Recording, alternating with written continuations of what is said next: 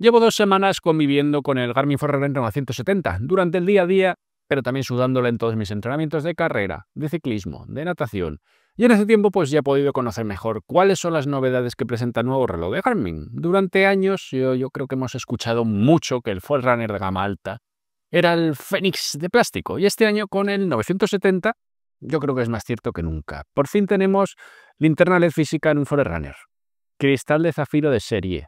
Hasta ahora no habíamos tenido cristal de zafiro en la serie de Forerunner. Tenemos micrófono y altavoz con el Fenix 8 y hasta medición de ECG con el nuevo sensor de pulso. Pero, ojo, que no es todo tan bonito. Hay nueva subida de precio y algunas de las funciones que anuncia requieren de un nuevo sensor de pulso que vale una pasta. Así que, ¿merece la pena? Vamos a comprobarlo.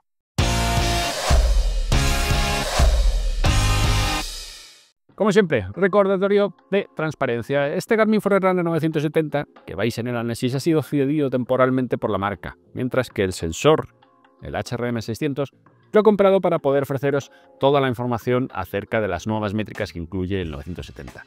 Y esto no cambia mi forma de trabajar, siempre desde la máxima honestidad, para contaros lo bueno y lo malo, las dos cosas. Si el vídeo os parece útil, pues recordáis que podéis ayudar de dos formas distintas. Primero, ver el vídeo hasta el final, que eso es lo que hace que el algoritmo de YouTube mueva la colita y hace que vídeos como este que estáis viendo lleguen a más gente que los generados por inteligencia artificial. Y luego, si decidís el comprar el reloj, pues ya sabéis que siempre os pongo ahí abajo enlaces de compra que dejan una pequeña comisión sin coste para vosotros, y eso es lo que paga todo mi trabajo. Garmin ya es un animal muy previsible. Las nuevas funciones de un reloj terminan saltando al nuevo modelo de otra gama y así van construyendo sus relojes, como si estuviesen construidos con fichas de Lego.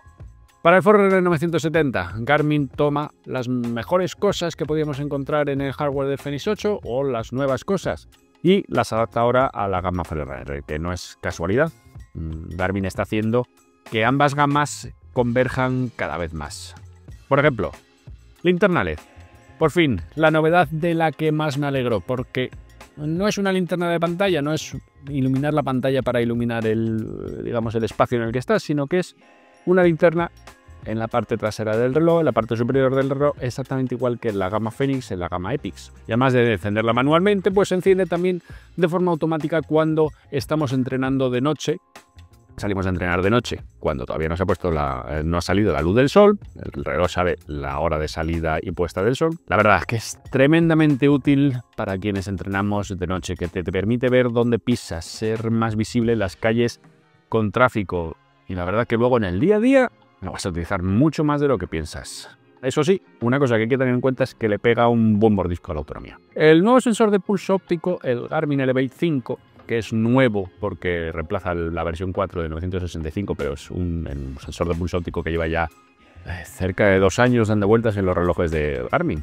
Pero que en este caso, pues la gran novedad que le aporta al 970 es la posibilidad de medición de ECG. Con 30 segundos colocando los dedos sobre el bisel, detectará ritmos normales o fibrilación auricular. Que al final pues es la típica función que es útil para el que la necesita, y para los que no la necesitamos pues podemos prescindir de ella. Los resultados de esos test pues se guardan en la aplicación móvil, se guardan también en Garmin Connect y luego se podrían exportar en PDF, que lo puedes enviar a tu médico si tienes esa necesidad. Tenemos micrófono y altavoz, primera vez que la gama Forerunner incorpora esas funciones. Antes iniciaron en la gama Venue, después vinieron en la gama Fenix y ahora pues también en este top dentro de la gama Forerunner, que permite hacer y recibir llamadas siempre con un teléfono conectado, porque el reloj, recuerda que todavía no tienen LTE, se quedó en el 945 LTE y de ahí no hemos salido. Pero bueno, aparte de las llamadas, pues también tenemos, por ejemplo, comandos de voz para algunas funciones del reloj y también para la función de grabación de notas de voz. Los comandos de voz funcionan sin depender del smartphone. Digamos que hay ciertas funciones que el reloj va a comprender a través de la voz. Por ejemplo, puedes activar el modo avión, puedes iniciar temporizadores, puedes guardar puntos de interés en la navegación. Que hay algunas cosas que seguirá siendo más rápido utilizar los botones, pues sí, correcto, pero luego hay otras, por ejemplo, lo que te acabo de decir de guardar un POI. Pues evidentemente, si te tienes que andar metiendo por los menús. Luego tenemos el altavoz, que también cambia las alertas sonoras, así que adiós a esos pitidos de chicharra que teníamos toda la vida en Garmin. Ahora son todos un poquito más modernos, que en entornos ruidosos la verdad es que echo de menos los pitidos tradicionales, se percibían mejor. Pero bueno, que aparte de eso, pues el altavoz también nos sirve, por ejemplo, para escuchar la música que tengamos almacenada en el reloj, para escuchar podcast, para pues todo lo que sea algo de escuchar. La pantalla es del mismo tamaño que el 965, de 1,4 pulgadas, pero con mayor nivel de brillo. Cuando digo mayor nivel de brillo es que es notablemente más brillante. Garmin no nos da cifras de nits, cosa que no entiendo, cuando todas las demás marcas sí que lo hacen, pero que la diferencia es evidente cuando estamos entrenando a plena luz del sol. Yo, por ejemplo, he salido a entrenar con el 970 y el Fenix 8, uno en cada mano, y la diferencia de ver una pantalla y ver otra es sustancial. El cristal de zafiro supone una diferencia importante respecto al 965, que traía simplemente un cristal con un recubrimiento de Gorilla Glass. Y la verdad que con 749 euros que cuesta este reloj, el zafiro me parece fundamental, tanto por durabilidad como por mostrar calidad premium. Y es curioso porque en el Fenix 8 base, que cuesta bastante más que este Forerunner 970, no se incluye zafiro, lo cual me parece una locura para un reloj de 1000 euros. Que solo tienes ese cristal de zafiro si te vas a la versión de titanio, que cuesta 100 euros más. Y luego tenemos todo el resto de especificaciones, bisel de titanio como en el 965, diámetro son 47 milímetros, también igual que en el 965, 12,9 milímetros de grosor, peso, pues es un reloj bastante ligero, es al final todo plástico menos el bisel de titanio, son 56 gramos, misma recepción de satélite multibanda con SAT-iQ, 32 GB de memoria que podemos utilizar pues para los mapas de navegación, que son mapas completos y que se pueden además descargar por Wi-Fi. Y luego, por supuesto, ese pack Garmin que consiste en pagos inalámbricos, reproducción de música descargada de plataformas de streaming como Spotify y que es, digamos, un factor de venta muy importante para Garmin. Venga, vamos a dar un breve paseo por la autonomía porque es algo en lo que hay, digamos, pocos cambios, en algunos casos incluso a peor.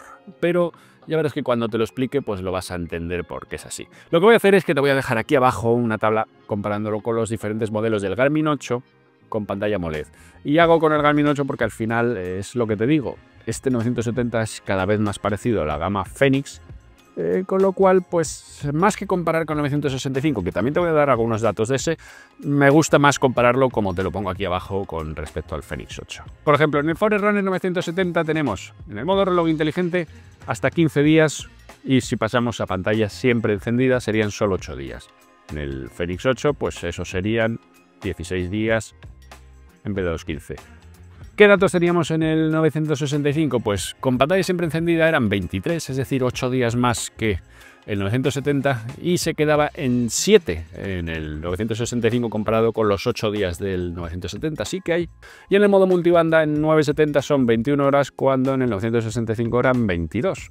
Que comparado, por ejemplo, con el Fenix 8 del mismo tamaño, de 47 milímetros, pues en vez de esas 26 horas de GPS son 47 o en vez de las 21 de multibanda son 35. Evidentemente pues es un reloj más grande y eso se nota en el tamaño de la batería. Así que los números del 970 son bastante continuistas respecto al 965 e incluso ligeramente inferiores en algunos casos. Pero la explicación lógica. Garmin ha metido nuevos componentes, linterna LED, altavoz, micrófono, pues todo eso evidentemente ocupa espacio aquí dentro de la carcasa. Espacio que antes lo ocupaba una batería de mayor tamaño. Así que Garmin ha tenido que meter una batería un poquito más pequeña, pero si te das cuenta, en realidad Garmin ha mejorado la gestión energética, porque ahora maneja una batería de menor capacidad sin aumentar el grosor del reloj. Hasta ahora he hablado de novedades y cambios físicos en el hardware del reloj, y ahora toca hablar de novedades de software, porque este reloj por fin viene cargado. Que es que fue lo más criticado en la presentación del Fenix 8 de hace un año. Realmente no aportaba nada nuevo en cuanto a deporte, sí. Tenía buceo, tenía micrófono, tenía altavoz, tenía el nuevo sistema operativo, pero a la hora de irte a deporte teníamos exactamente lo mismo que teníamos en los Fenix 7 Pro o en el 965. Pero funciones nuevas como tal, muy poquitas. Y algunas, por ejemplo, como los modos de enfoque, no estaban todavía desarrollados. Así que aprovecho para hablarte de esos modos de enfoque, que el concepto es similar a los del móvil. Defines parámetros diferentes del comportamiento del reloj para que, según la situación, haga una cosa o haga otra. Por ejemplo, creas un modo de entrenamiento en rodillos, silenciando notificaciones pero manteniendo alertas de intervalos, que luego cuando no estés entrenando el rodillo, pues eso cambie. En el 970 de momento tenemos la versión básica con modo de sueño y de actividad, que es exactamente lo que presentó el Fenix 8 en su momento. Pero en la beta del Fenix 8 ya vemos hacia dónde evolucionará, porque ahí ya están los modos personalizables completos. Y de hecho es lo que te voy a enseñar en estas imágenes, porque al igual que lo hemos visto en la beta de ese Fenix 8, que ya está desarrollado al completo, pues es evidente que vendrá exactamente igual en el Forerunner 970 más pronto que tarde. Y es que, si sé que va a venir, pues sería un pecado no enseñártelo. Ahora tenemos la posibilidad de hacer entrenamientos estructurados que incluyan múltiples deportes de forma consecutiva desde Garmin Connect, creándolos en Garmin Connect. En lugar de crear un entrenamiento de bici, por ejemplo, y otro de carrera por separado, pues puedes hacer uno que incluya ambas con transiciones programadas. El reloj así gestiona automáticamente pues ese cambio entre deportes. No tenemos que hacer el de bici, después hacer o abrir el de carrera. Ahora todo uno detrás de otro. Estos entrenamientos se gestionan a través de Garmin Connect y la única diferencia es que antes de entrar a crear las fases del entrenamiento podemos elegir la concatenación de deportes. Por ejemplo, transición habitual de todo triatleta. Bloques de potencia en la bici y después llegas de la bici, te bajas para hacer tu entreno de carrera a pie, que también puede ser bloques progresivos de ritmo. Pues todo eso lo puedes crear en Garmin Connect y así abres a las 8 de la mañana cuando salgas con la bici tu entrenamiento y con eso ya vas a ir tirando durante todo el día, no tienes que luego andar tocando uno con otro. Que sí, que no es algo que vayamos a utilizar todos los días, porque evidentemente no hacemos ese tipo de entrenamiento todos los días, probablemente tampoco todas las semanas, pero que en toda preparación siempre habrá algún día que toque una transición de esas cachondas. Y que parte del ritual de preparación para esos entrenos importantes de 5 o 6 horas, pues también puedas escribirlo de esa manera e ir mentalizándote. Los planes de entrenamiento de Garmin Coach ahora también incluyen triatlón. Por primera vez, evidentemente, pues llega en este reloj que está enfocado al triatlón y a la carrera. En este caso, pues podemos crearlo directamente desde la plataforma o introducir la fecha de tu competición y te crea un plan dinámico para las 3 disciplinas con periodización adecuada. Son planes inteligentes que, igual que en carrera, por ejemplo, se adaptaban si no hacías entrenamientos programados o detectaba poco descanso o que no estaba rindiendo como tenías que rendir, pues va ajustando las cargas y en este caso cargas cruzadas entre disciplinas. Así que sí, básicamente lo que hace es replicar lo que teníamos disponible antes para carrera o ciclismo, pero ahora combinando los 3 deportes y añadiendo también natación. La predicción del tiempo de carrera te calcula una estimación del ritmo y tiempo que podrás conseguir si sigues entrenando bien hasta la competición que tienes programada en calendario. Requiere, por tanto, tener una carrera en calendario con todos esos detalles. Y de momento solo está disponible para running de asfalto y para distancias habituales. Lo que hace es analizar tu forma física, analiza tu historial para proyectar los diferentes tiempos. Para mostrar información fiable, pues requiere entrenamientos variados, ya sabes, rodajes, tiradas largas, intervalos, todo eso para poderlo meter en el algoritmo y que sea un poquito más preciso. Yo, por ejemplo, acabo de meter el Maratón de Berlín, que lo tengo dentro de 10 semanas. Y por lo que veo, digamos que es bastante amarrategui, más que nada porque espero no estar corriendo durante casi 4 horas. Y esto se muestra así porque yo últimamente lo que he estado haciendo bastante más bici que corriendo, por lo que todo lo que no sea correr no lo ha ponderado en este algoritmo, no lo ha tenido en cuenta, con lo cual solo ha tenido en cuenta pues esos pocos kilómetros que he estado haciendo estas semanas.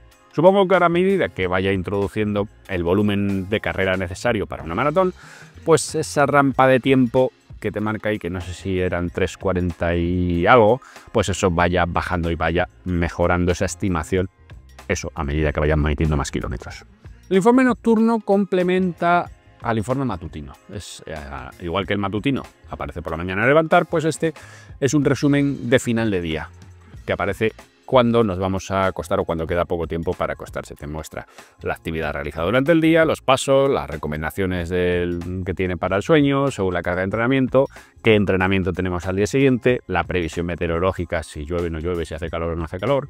Es un informe, igual que el de mañana, completamente personalizable y que incluye también la posibilidad de decirle cuándo aparece, es decir, cuánto tiempo antes de la hora de acostarse aparece. Por defecto es 1:30 y tú lo puedes cambiar a lo que tú quieras. Venga, vamos ahora con una función, yo creo que bastante interesante para las carreras. El lap automático por puertas de tiempo, la verdad es que quizá el nombre no explica bastante bien en qué consiste, pero que no te preocupes, que para eso estás viendo este vídeo, para que te lo explique. El objetivo de esta función es darte el tiempo real al recorrer la distancia oficial, no la registrada por el reloj. Tú te olvidas de los registros del reloj, de si ha sido recto o no ha sido recto. Porque una puerta de tiempo es el kilómetro real de la carrera, no la distancia que has recorrido hasta llegar ahí. Porque, por ejemplo, cuando en una maratón el reloj te marca 43 kilómetros al final, no es que haya medido mal el reloj. Que sí, que puede pasar que haya medido mal el reloj, especialmente en grandes ciudades, si has corrido al lado de edificios grandes, que se haya perdido. Pero también puede ser que no te hayas ceñido a la línea del suelo, que hayas recorrido realmente más distancia de la que tendrías que haber recorrido. Esta función requiere cargar la ruta de la carrera de Garmin Connect o bien añadir alguna carrera oficial al calendario. Por ejemplo, yo cuando he añadido la carrera de Berlín, eso es una carrera oficial que está, digamos, bastante bien documentada para Garmin. Me ha preguntado si quería añadir la ruta y al añadir la ruta también me añade los tiempos de puerta de tiempo. Pero si es una carrera que no tienes en el calendario de forma oficial, puedes hacerlo exactamente igual. Lo único que al cargar la ruta en Garmin Connect hay que habilitar la opción de puertas de tiempo. Así te va a poner los laps de los puntos kilométricos exactos y cuando el reloj registre un lap automático en la distancia que hayas seleccionado, pues lo que te va a aparecer es un autolap, pero con un icono que digamos como certificado.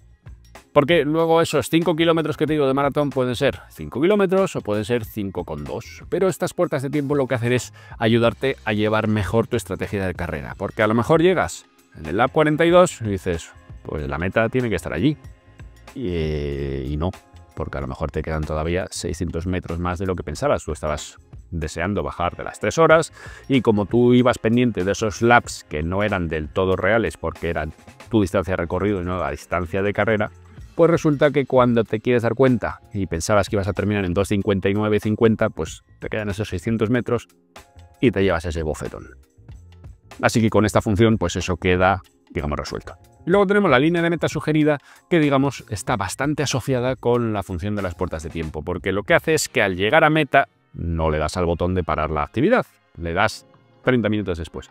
Pues lo que hace es sugerirte recortar automáticamente hasta ese punto exacto de meta, eliminando pues todo lo que hayas grabado después de la recogida de medallas, etcétera, que sí que antes lo podías hacer desde Garmin Connect, pero ahora te lo vamos a dar directamente en el reloj, te va a decir, oye, te has pasado de la línea de meta, has salido grabando, ¿quieres que te recorte hasta ahí? Pues tú le dices que sí, te queda grabado perfecto y ya está.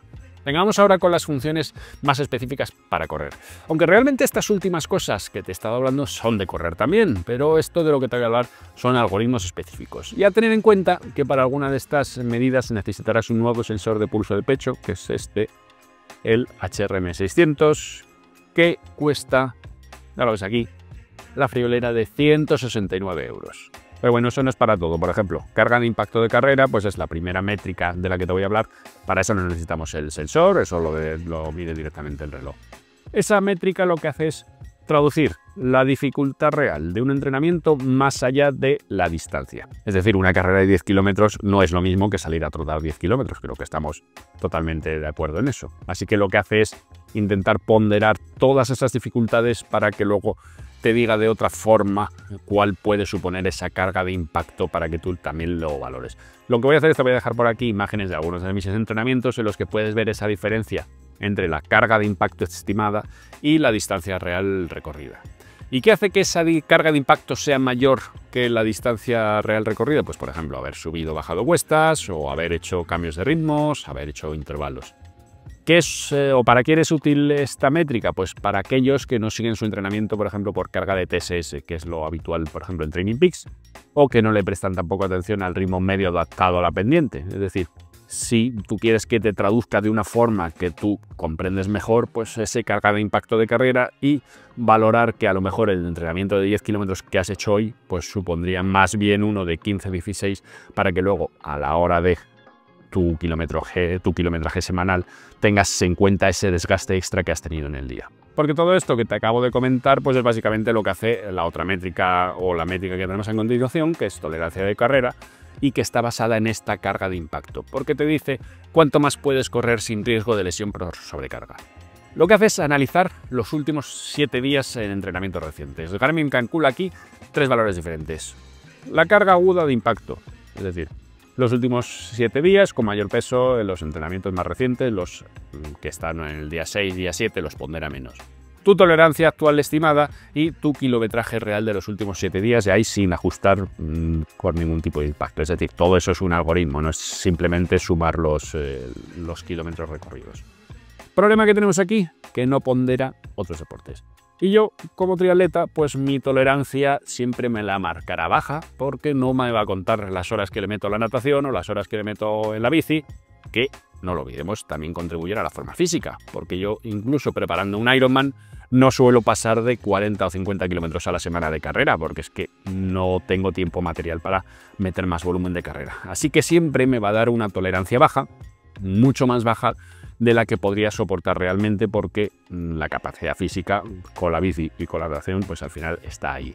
Y teniendo en cuenta que esta métrica Garmin la introduce por primera vez en un reloj enfocado quizás principalmente al triatlón, pues igual tendrían que haberle dado una vuelta a eso y haberlo tenido en cuenta. Vamos ahora con la primera de las métricas que requieren el sensor, el HRM600. La pérdida de velocidad al pisar. ¿Qué es eso? Pues es otra métrica que quizás no es fácil de comprender. Vamos a ver si se te los explicar. Lo que hace esta métrica es medir cuánto reduces o cuánto se reduce la velocidad del pie cuando toca el suelo. Al pisar es decir, el movimiento cíclico del pie, cuando pisamos el suelo, ahí se ralentiza para luego acelerar, ahí se ralentiza para luego acelerar. Es decir, ese ciclo de pisada, pues la teoría nos dice que tenemos que intentar que sea lo más ligero posible, lo más constante, para que no se ralentice y no tengamos que volver a lanzar y ralentizar y volver a lanzar. Es decir, que esa pisada sea rápida. Si te fijas, por ejemplo, maratonianos en esos primeros kilómetros de carrera que van todos como flotando, pues al final lo que tienen es eso, es muy poco tiempo de contacto con el suelo, muy poca pérdida de velocidad al pisar, porque son muy eficientes en todo ese movimiento. Esta métrica es lo que trata de mostrarnos visualmente y es algo que realmente solo se registra en terreno llano o que no tenga mucha pendiente. Los datos nos lo va a dar en centímetros por segundo o en una escala del 0 al 10. En este caso, pues cuanto más bajo, más eficiente. Y luego tenemos la métrica de economía de carrera, que es una extensión de esta pérdida de velocidad al pisar. Es una imagen a largo plazo de la pérdida de velocidad. Y vamos a necesitar unos 6 o 7 entrenamientos para establecer nuestra línea base. Lo que te dice es tu eficiencia de carrera, pero a lo largo del tiempo, no solo en la carrera de ayer o en la carrera de antes de ayer. Mi problema, que tenemos estas métricas. ¿Y ahora qué hacemos con ellas? Que no es algo que puedas cambiar rápidamente, no es un concepto que tú digas, vale, yo sé que tengo que hacer la pisada, pero ¿cómo la cambio? ¿Cómo mejoro ese dato? Que sí, que quizás para atletas élite que están trabajando técnica con un entrenador que se enfoca bastante en eso, que le preocupa bastante, pues lo entiendo, pero para un grupo de edad, la verdad, es una función de las que te olvidas tras la primera consulta. Estás deseando que te aparezca la economía de carrera para ver cuál es tu dato, pero luego no le prestas más atención. Así que eso nos lleva pues a un poquito tratar el tema del HRM600. Y es que son 170 euros adicionales que hay que pagar por este sensor para dos métricas de utilidad cuestionable. Si el motivo para comprarlo son esas métricas, ahórrate el dinero. Yo creo que hay formas más efectivas de mejorar como corredor que a través de esas métricas. Que sí, que el sensor técnicamente tiene diferencias tanto como con los anteriores sensores de Garmin como con el HRM200 que sale también este año. Por ejemplo, tenemos memoria interna que te puedes utilizar para natación y también para utilizar el sensor de forma totalmente independiente, sin reloj, sin nada de nada. La batería, en vez de ser una pila, es batería recargable interna. Tenemos 3 conexiones Bluetooth, tenemos ANT+. Pero es que son 170 euros, es un sensor de pulso, no es un cohete espacial. Sin lugar a dudas, estamos ante el mejor forerunner de la historia. Normal, es el más nuevo, es el más capaz, también es el más caro. Porque ahí es donde está su principal problema, que vuelve a subir el precio desde los 649 euros que costaba el 965 en su origen, en el momento que lo presentaron, aunque ahora lo han bajado a 599 euros. Y de ahí pasamos a 749 euros que cuesta el 970, así que son 150 euros más. ¿Están justificados? Pues esos 150 euros en hardware lo que nos van a dar es la linterna LED, el cristal de zafiro, el último sensor de pulso óptico con ECG, la mejor pantalla que ha tenido Garmin hasta la fecha y micrófono y altavoz para aquel que lo vaya a utilizar. Tengo que decir que para mí, la linterna me merece mucho la pena, porque me parece imprescindible para todos los que entrenamos de noche. Oye, que muchas veces parece que es para sustituir el uso de un frontal en una carrera de trail, por eso estaban en los Fenix, pero que no, que también es para que te vean cuando sales a correr con poca luz, para cuando estás pasando por sitios poco iluminados y necesitas ver dónde estás poniendo el suelo, o simplemente si te levantas por la noche al baño. En todos esos momentos la linterna en el reloj la vas a encontrar realmente útil. Y luego tenemos todas las novedades de software, que la verdad en este modelo pues son bastante ruidosas. La carrera de impacto, los lapo puertas, el entrenamiento multideporte. Cosas que son útiles para la mayoría de los corredores que sí que van a llegar al Fenix, pero que se han anunciado con este modelo. Pero que lo que te acabo de comentar, lo del sensor de 169 € para las métricas de carrera, pues es difícil defenderlo. Son 169 € más a añadir al precio de un reloj para unas métricas que la verdad creo que tienen un uso bastante limitado. Bonitas en teoría, limitadas en la práctica, y luego es que tampoco hay un análisis de por qué están bien, por qué están mal esas métricas que tú tienes, ni consejos de cómo mejorarlas. Si buscas de Forerunner más completo y el precio no es un factor limitante, pues sí, es tu reloj, la linterna sola yo creo que ya justifica buena parte de ese sobreprecio, pero si vienes del 965, no entrenas de noche habitualmente, quizás te puedes esperar. Y desde luego, piénsate dos veces lo del HRM 600 porque lo que te aporta no es gran cosa. Y bueno, hasta aquí este análisis del Garmin Forerunner 970. Si os ha resultado útil, pues ya sabéis, le dais al like, os suscribís y usáis los enlaces de compra para apoyar al canal si queréis comprar el reloj. Y sobre todo, muchas gracias por llegar hasta aquí, hasta el final. Un saludo.